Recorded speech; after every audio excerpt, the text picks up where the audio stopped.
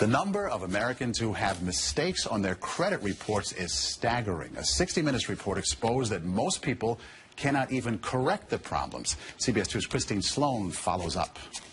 Meg Pasternak says a mistake on her credit report nearly destroyed her credit. We had to present so much documentation to say this wasn't ours, and then we still had to pay something to get rid of it. Pasternak says it took months to resolve the problem. You feel kind of helpless because they got you under the gun if you need to get a new car or a house or for anything. Pasternak is not alone in her frustration. A new government study finds up to 40 million Americans have mistakes on their credit reports. But an investigation by Steve Croft on 60 Minutes finds most people get nowhere trying to correct an error. Ohio's Attorney General tells Croft that is a clear violation of a federal law. The federal law says that if you believe that there is a mistake, you can go to them and they have an obligation to do a reasonable investigation.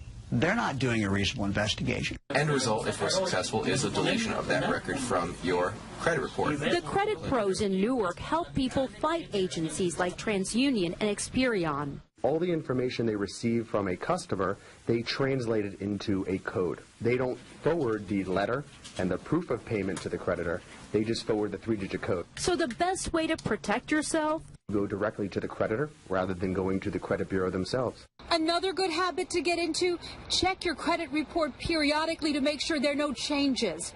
In Clark, New Jersey, Christine Sloan, CBS 2 News. And like 60 Minutes, we were unable to get an actual person at the 3 credit reporting agencies.